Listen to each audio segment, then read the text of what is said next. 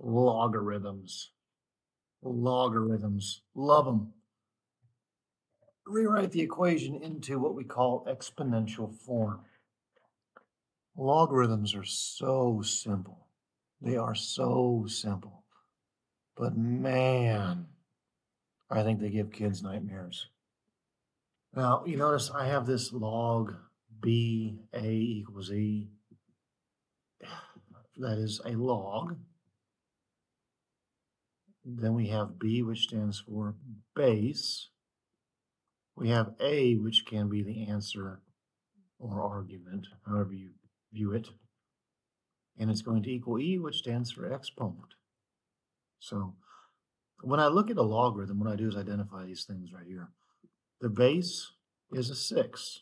Notice the lineup process. The argument is a 1/36th, and the exponent is a -2. I just pick out those things. Some kids have no idea what a base is, and that blows my mind, but whatever. Bases are the big numbers. Exponents are the little numbers up high in the exponential space.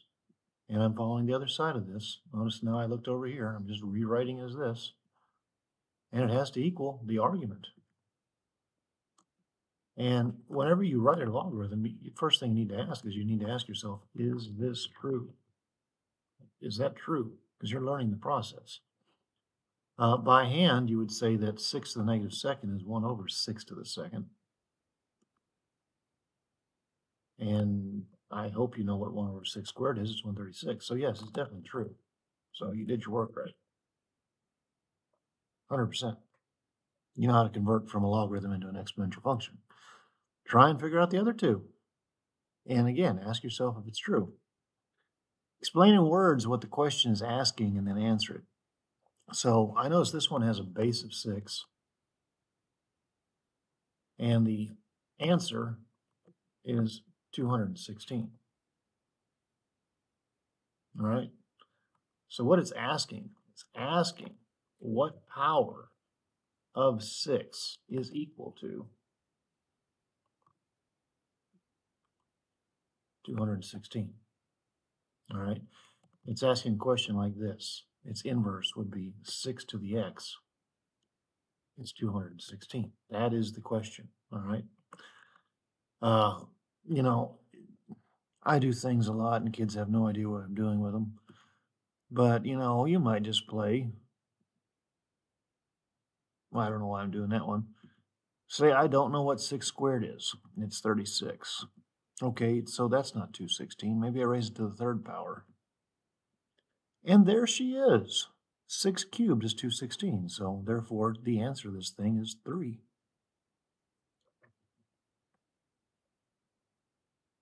That's the answer. All right, there's 5. Looks like I got 9 bolded. It says solve without a calculator. I need to see some work here. And, you know, in words, this is asking what power of 1/4 is 16. Mathematically, that is going to be 1 over 4 to the x, and I need to start writing. I like this Active Inspire software, but it doesn't have very good text editing tools for writing. It says, what power of a quarter is 16? So here's the algebra behind this. We flip the 4 and make it negative. We're going to rewrite this as a 4. You know, some people know this intuitively. They do. We are able to multiply exponents together. There's a little theorem out there in the world of the mathematics that says if x to the b is equal to, I did that wrong. Yeah, x to the a, b is a. So these two line up. I don't know if that's in your current standards or not. But negative x is 2, therefore x is a -2. There's your answer. And by all means, if that's not enough for you, you ask tomorrow when I go over homework how to do it, and I will be happy to do it. You're supposed to ask questions. These are use a calculator, and I need to edit the instructions because I changed this. So Usually I teach change of base at the same time, but your textbook saves change of base for later. So like these are just legit OMG, I'm going to push buttons. And a lot of you will still not turn this in correctly. You will never push the logarithm button. There she is, 1.6232, fourth decimal place, 1.6232, fourth decimal place. If you hadn't been paying attention in class, we go to the fourth decimal, always in logarithms. Third is, I guess, okay. When I was a kid, we went to the third decimal place. Don't do something silly like go to the nearest tenth. We're dealing with exponential functions here. All right, simplify. It says set the expression equal to y and convert from exponential form to a logarithmic form. I can tell you straight up to there, the answer to this one's going to be 4. That is the answer. The idea is you kind of learn how to modify, though. The answer is 4. And I've done these for a while. So we set it equal to y. Now I'll put the y on the other side. 30 log base 30s with an argument of 4 would be y. And I'm going to identify my pieces. This is my base. This logarithm is oddly enough an exponent. This is my answer. And what I'm doing is I'm doing the whole log is bay.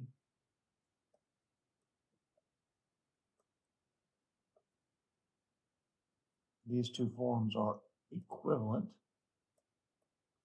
So I'm going to take this. There's my base. It's 30. Sorry, it is an exponential. I'm going to convert it to a logarithm. I'm going to have a log whose base is 30, because that's a base. Its answer is y, and it must equal a log base 30 of 4. Now, if you don't see what y has to be, there's a common sense theorem.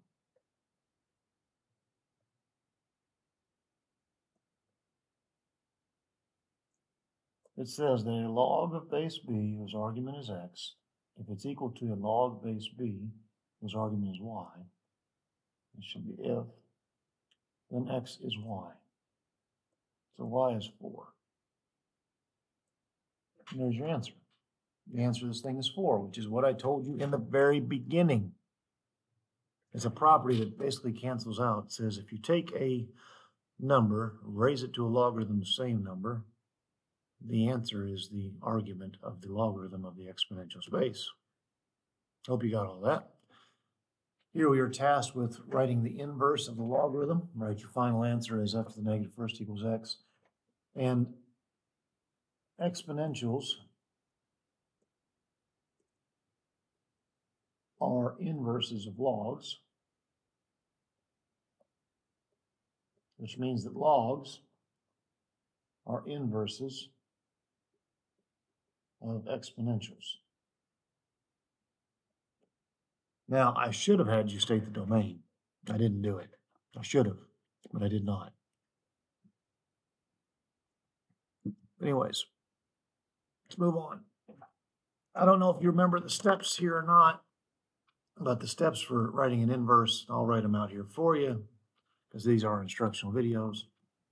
To write an inverse, we swap x and y, we resolve for y,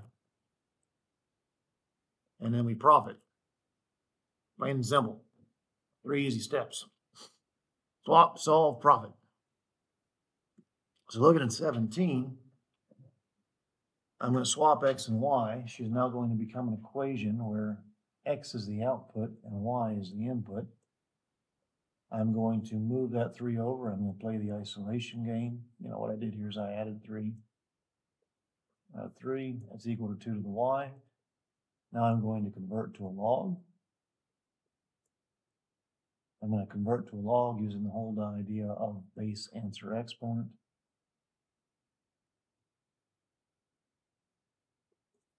So the 2 is a base. It's a base because it has an exponent, which means that every bit of this has to be my answer.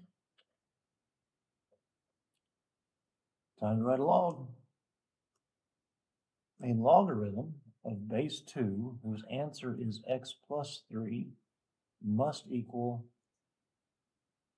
Why? Because this is b to the e equal to a.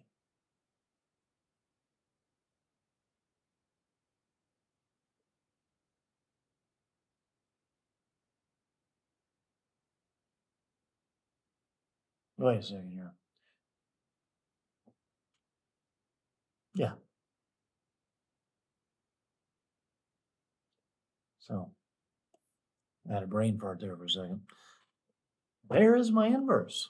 And notice it talks about this. It's solved for y. This is literally now legit solved for y. So log base 2 of x plus 3 is the inverse of f of x. Now, how that affects your future, I have no idea. But there she is. It means something. Some of you will learn one day why it's important. Some of you will not. 19 is y equals the ln of x plus 1. This is a common log. This is equivalent to y equals log base e of x plus 1. And I'm going to identify things. This is in logarithmic form. That's my base. That's my argument. Which means that has to be my exponent. Doesn't it? Log is base answer exponent. So e to the y has to equal, oh, sorry, too early for that. You can tell it's early in the morning. I haven't woke up yet. Forgot step 1. Swap x and y. X equals log base e of y plus 1. Oops. Base answer exponent. E to the x is equal to y plus 1. Now we're going to solve again. We're going to subtract 1. E to the x, we take away 1 on the level, not in the exponential space, is y. And now we rewrite using the correct notation. There she is. An important thing to note, this thing should have said off to the side, or x greater than -1. It should have said that. It didn't say that. It should have had a disclaimer, because that was its domain. That's a big deal. But it didn't say that, so I apologize about that. Should be the last one. It's about Mexico. Mexico has a population of 150 million. Now, I wrote this question several years ago. I'm sure it's higher than that. And it's estimated the population will double in 21 years if the population growth continues at the same rate. Now, there's something important about this one. Normally, exponential growth is the amount after time passes is the principal times 1 plus r to the t. But they have this, and that works where t is years and the increment by 1. This isn't the case here. This doubles in 21 years. So for this example, the exponent's going to change. Because t is periods of 21 years. You're going to make the exponent t over 21. Because it takes 21 years to double. Now, other things that are important on this. Doubling is not increasing by 200%. You need to make sure you understand that. That doesn't look right, but whatever.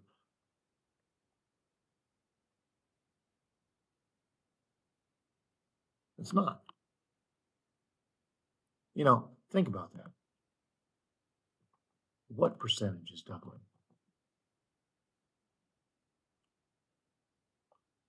A lot of kids, I would say the vast majority of Americans would ask you if you double, what'd you go by? And they'd say 200%, but that's not true. The answer to that is 100%. If you increase by 100%, you are doubled, all right? Answer is, I don't know why I'm putting my percentage signs there. They go on the back side. But if you double, you're 100%. So your rate here is the decimal equivalent, 1. All right, so let's write our model. After some time passes,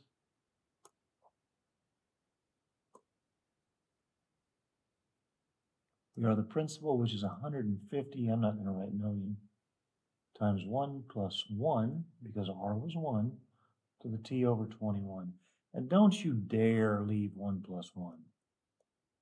Don't do that. Don't be that kid. All right, use your model from part A to figure out the growth rate R, and that should say per year. Per year. So do the per year deal.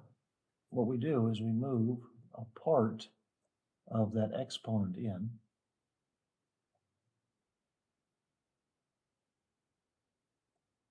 We move the 1/21st to the interior. And you know, I can't figure out, I know some calculus that can let me take a 21st root, but I ain't going to show it to you. In fact, I'd have to look it up. I haven't done it in so long. I'd want to look at something that says, okay, you're doing it right. My level of confidence in the ability to do that by hand is pretty low right now. So I push some buttons. I get 1.0336. 1.0336.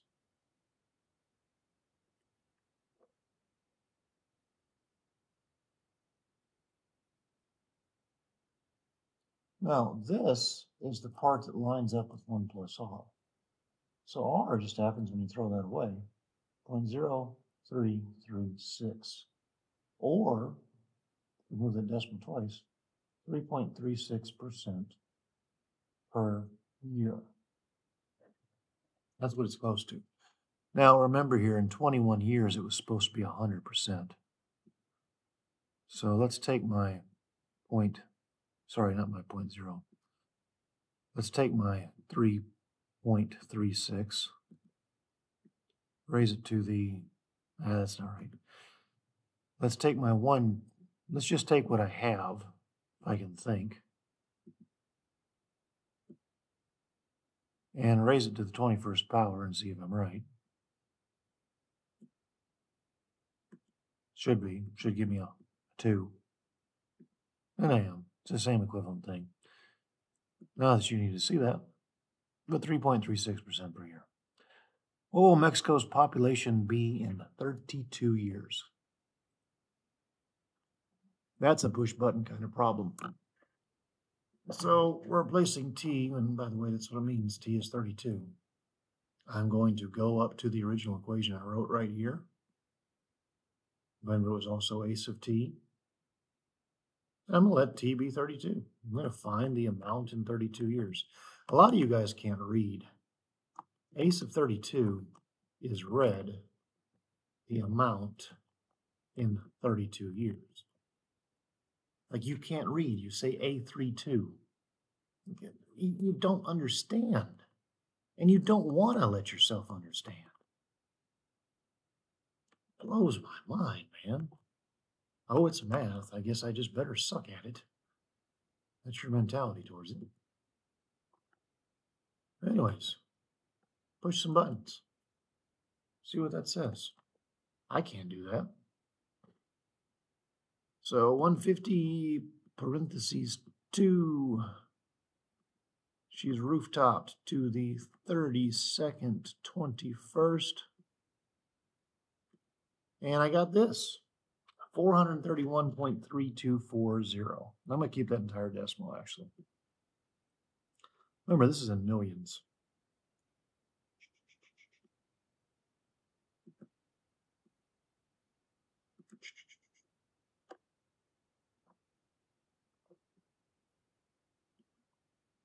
The reason I'm going to keep that whole decimal is pretty simple. I know that a million has 6 zeros. So I'm going to move that decimal 6 places. Move that decimal right there. All right, 6 decimals. So 431 million 324,009. That's the population of Mexico in 32 years, supposedly. We'll find out. That's a lot of people. It's almost 500 million. And we're at ACT, so yay, I am done. Awesome sauce.